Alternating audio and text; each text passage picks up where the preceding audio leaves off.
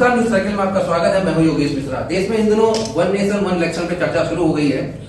लोकसभा में मोदी जी ने भी इस बात पे बात करी थी, क्यों ना वन नेशन वन इलेक्शन पे एक बार डिबेट हो जाए। और हालांकि सरकार जो है विधेयक लेके आई है, इस पे हम चर्चा करेंगे। हमारे साथ डॉक्टर मनोज तिवारी जी हैं। वन नेशन वन इलेक्शन पर चर्चा को लेकर पूरे देश में सरगर्मियां हैं। बीजेपी आम लोगों के बीच में जाकर ये बताने का प्रयास कर रही है कि वन नेशन वन इलेक्शन जो है वो जनता के लिए फायदेमंद होगा, तो वहीं विपक्षी पार्टियां इस पे सवाल उठा रही है। आखिर वन नेशन वन इलेक्शन को लेकर क्या सोचना है, इस पे हम डॉक्टर मनोज तिवारी से बात करेंगे। सर, न्यूज सर्किल में आपका बहुत बहुत स्वागत। बहुत बहुत धन्यवाद न्यूज सर्किल का। सर, सबसे पहले हम ये समझना चाहेंगे कि one nation one election concept क्या है। वन नेशन वन इलेक्शन पहले भी रहा है, यहाँ पर हमारे लोकतंत्र में होता रहा है, लेकिन बीच में किसी कारण से वो उसका तारतम्य टूट गया और ये स्वाभाविक प्रक्रिया है किसी भी राजनीतिक यात्रा की। जी, वन नेशन वन इलेक्शन का इस समय फिलहाल जो मोटा मोटा बीजेपी चाहती है, केवल 2 चुनाव एक साथ कराने का। स्थानीय निकाय चुनाव इसमें अभी सम्मिलित नहीं है जी, लोकसभा चुनाव और विधानसभा चुनाव जी, स्थानीय चुनाव। लेकिन अभी फिलहाल जो वन नेशन वन इलेक्शन का कंसेप्ट है वो हमारा लोकसभा और विधानसभा को एक साथ कराने का है। अच्छा सर, एक चीज जो आम जनता के मन में सवाल ये आता है कि आपने विधानसभा चुनाव और लोकसभा चुनाव एक साथ करा लिए, इससे पब्लिक के बीच में क्या, पब्लिक को क्या फायदा होगा, आम जनता क्या फायदा होगा, इसका इकोनॉमिकली, सोशली और पॉलिटिकली क्या प्रभाव पड़ेगा, क्या इम्पैक्ट पड़ेगा सीधे लोकतंत्र पे। देखिए, लोकतंत्र होता ही पब्लिक के लिए, डेमोक्रेसी जी, और इसके मल्टी डायमेंशनल इफेक्ट होने ही हैं जी। और इसका आर्थिक, सामाजिक और राजनीतिक तीनों लाभ, जब सबसे बड़ा डेमोक्रेसी है वर्ल्ड में और सबसे बड़ी पार्टी का शासन भी है इस समय, तो उसका लाभ और जो भी उसका इम्पैक्ट होना है वो तो स्वाभाविक है। तीनों इम्पैक्ट एक साथ चलते हैं जी, सोसाइटी में जब भी चलते हैं। इसका आर्थिक लाभ भी है, सामाजिक लाभ भी है और राजनीतिक लाभ भी है जी। राजनीतिक लाभ तो सबसे बड़ा ये है कि सभी पार्टी का खर्च सबसे कम होगा जी। ये उनका पार्टी का राजनीतिक में आर्थिक लाभ है, राजनीतिक पार्टियों का आर्थिक लाभ है जी, सभी का है, चाहे छोटी पार्टियां हो या बड़ी है जी। और छोटी पार्टी को तो इसका और ज्यादा लाभ मिलेगा क्योंकि वो आर्थिक रूप से कमजोर होती है। इसलिए क्षेत्रीय दल जो छोटी पार्टी है उनको एक बार का मौका मिले, बड़ी पार्टी तो बैन कर लेंगी कई बार चुनाव, तो स्थानीय पार्टी को तो इसका और ज्यादा लाभ है। उनको तो और ज्यादा इसमें बढ़ चढ़ के सपोर्ट करना चाहिए कि वन नेशन वन इलेक्शन होना चाहिए इस देश में। इससे पहले भी हुआ है। और आर्थिक पक्ष केवल राजनीतिक पार्टी का ही नहीं है, प्रशासनिक सिस्टम का भी है, प्रशासन का भी है, शासन का भी है और जनता का भी है। उनको भी बार बार 3 बार की जगह 1 बार चुनाव का मौका मिल जाए तो उसका बड़ा लाभ है, समय बचता है। जो हमारी विकास की सारी चीजें हैं, व्यक्ति के लिए विकास, उसको उसका ज्यादा विकास उपलब्ध होगा उसके लिए। बीच में लगातार निरंतर विकास की प्रक्रिया होगी, बीच बीच में बाधित नहीं होगा। जो हमारी बार बार प्रक्रिया को इसको सुचारू रूप से बार बार चुनाव करने पे एक प्रक्रिया अपनाई जाती है, उसके कारण एक से सवाल और उठता है कि आप देखें कि आजाद भारत के बाद, जब भारत आजाद हुआ तो तकरीबन 4 बार चुनाव हुए, 51, 52, 57, 62 और 67। इसके बाद विधानसभा भंग हो गई, तो विधानसभा चुनाव, लोकसभा चुनाव अलग अलग कराए जाने लगे। आम जनता के जो विपक्षी पार्टियां हैं उनका ये कहना है कि साहब, जब आप विधानसभा चुनाव और लोकसभा चुनाव एक साथ कराएंगे तो जो मूल मुद्दे वो ओवरलैप हो जाएंगे, कि विधानसभा के मुद्दे वो अलग होते हैं, लोकसभा के मुद्दे अलग होते हैं। तो ऐसा क्या हो जाएगा कि हम जब एक साथ चुनाव करा लेंगे, आपको नहीं लगता कि जो मुद्दे हैं, जो जनता के मूल मुद्दे हैं, वो एक दूसरे को ओवरलैप कर देंगे? देखिए, ये डेमोक्रेसी की खूबसूरती है जी, और ये स्वाभाविक प्रक्रिया है जी कि जब हम स्थानीय चुनाव करेंगे तो स्थानीय मुद्दे होंगे, विधानसभा के चुनाव होंगे तो विधानसभा के मुद्दे होंगे। ये स्वचालित प्रक्रिया मानिए आप इसे।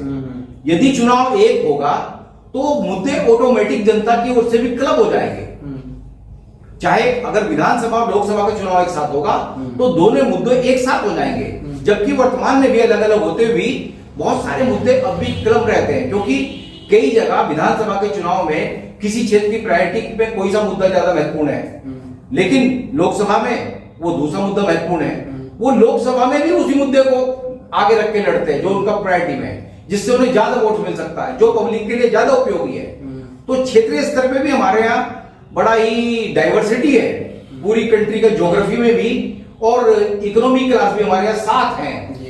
एक इलीट ग्रुप है, एक बहुत अमीर क्लास है, एक अपर मध्यम है, एक मध्यम है, एक लोअर है, एक गरीबी की रेखा से भी नीचे है जी।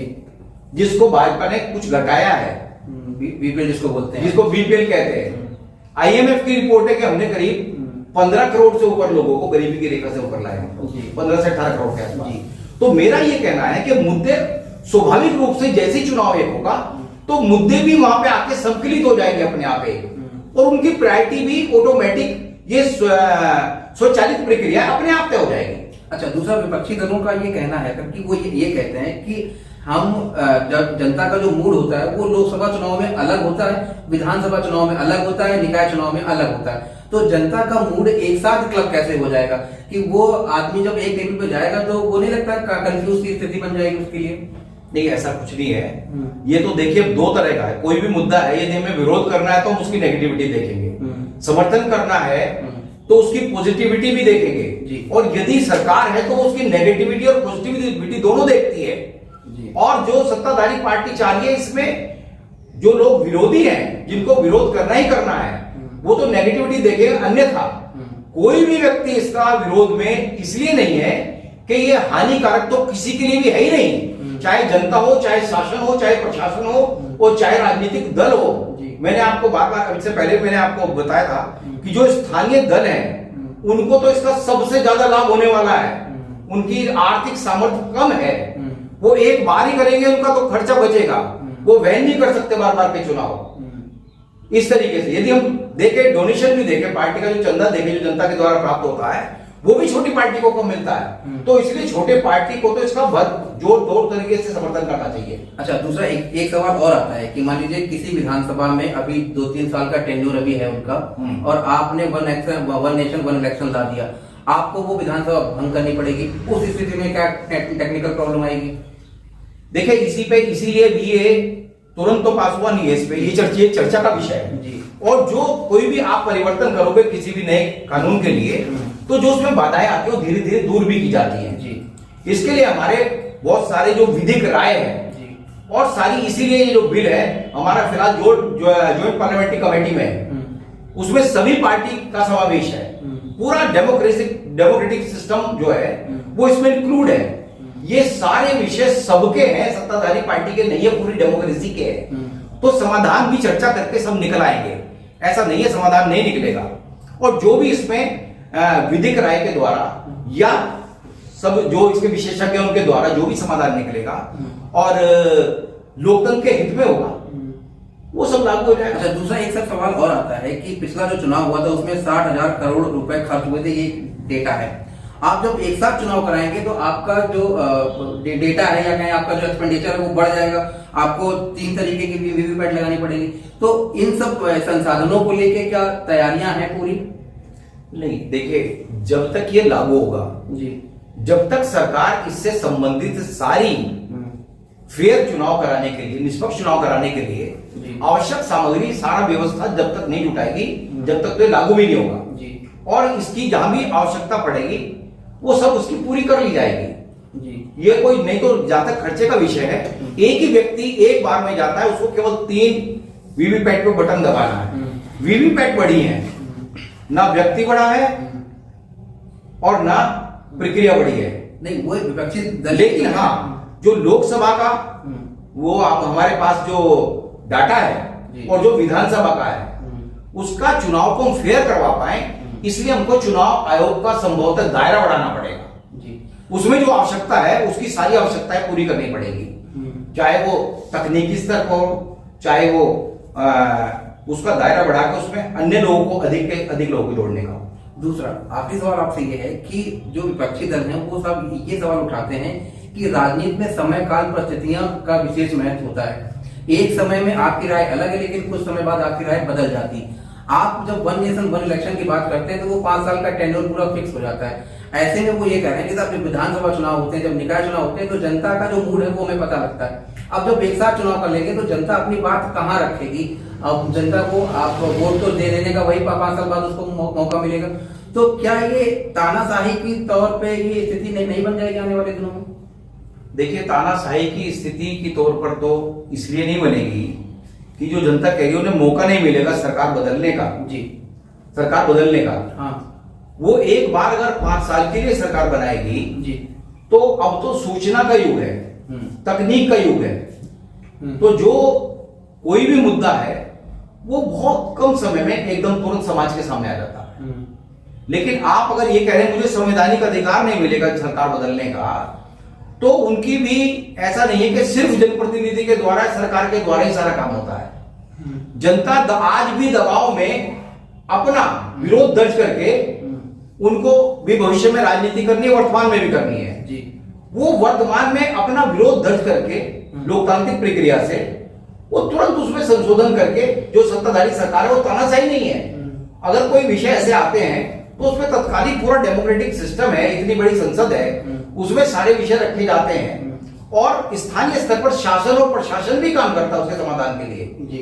लेकिन तानाशाही वाला जो विषय है वो कम समय में भी हो सकता है और अधिक समय में भी हो सकता है। दूसरा ये बहुत महत्वपूर्ण विषयता है नहीं। एक आखिरी सवाल का जवाब और हमारे दर्शकों को आप दे दीजिए।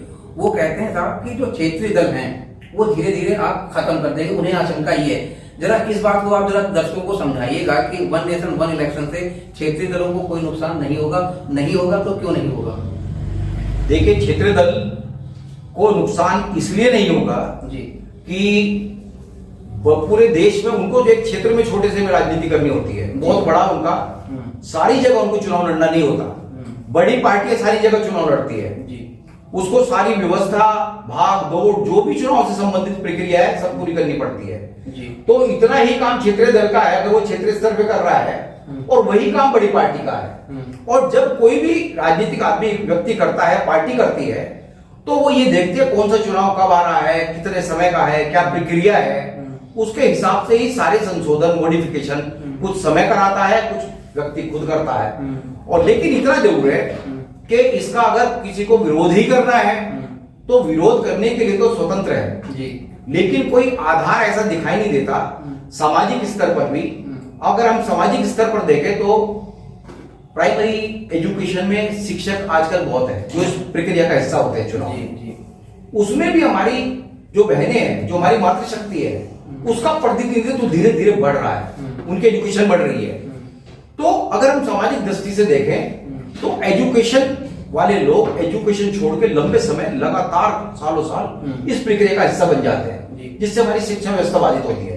ऐसी जो भी संबंधित लोग इसमें लगते हैं वो सारी प्रक्रियाएं हमारी बाधित होती हैं। तो हमारा सामाजिक अलग है, आर्थिक लाभ है और राजनीतिक लाभ तो इसका बड़ा है कि ये जो बीच बीच में जो चुनाव होते रहते हैं इसका भी ब्लैकमेलिंग होता है। मैं आपको उदाहरण दे रहा हूं जी कि कोई कार्यकर्ता किसी का कभी विरोध करता है, जब दोबारा चुनाव आती है, उसका आवश्यकता होती है तो वो ब्लैकमेल करके कि मैं आपकी मदद करूंगा।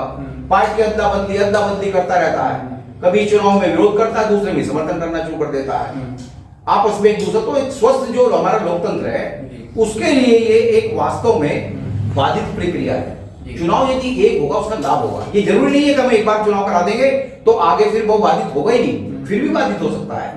लेकिन हमको बार बार ये प्रक्रिया, इसलिए जब भी कोई समस्या, हमारी वर्तमान में समस्या बार बार चुनाव के कारण ही इसकी आवश्यकता शासन को भी है, प्रशासन को भी है, हमारी डेमोक्रेसी को भी है।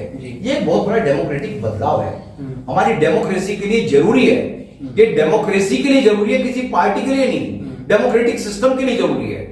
सबसे बड़ा विश्व का लोकतंत्र है। तो इसमें हम जितनी डेमोक्रेटिक सिस्टम को इजी और फेयर बनाएंगे और जनता के हित में बनाएंगे, आसान बनाएंगे, ये उसी की प्रक्रिया का हिस्सा है। बिल्कुल, तो इसीलिए सबके हित में मैं आपको बहुत बहुत धन्यवाद देना चाहता हूं कि आपने इस ज्वलंत मुद्दे को इतनी प्राथमिकता पर लिया है।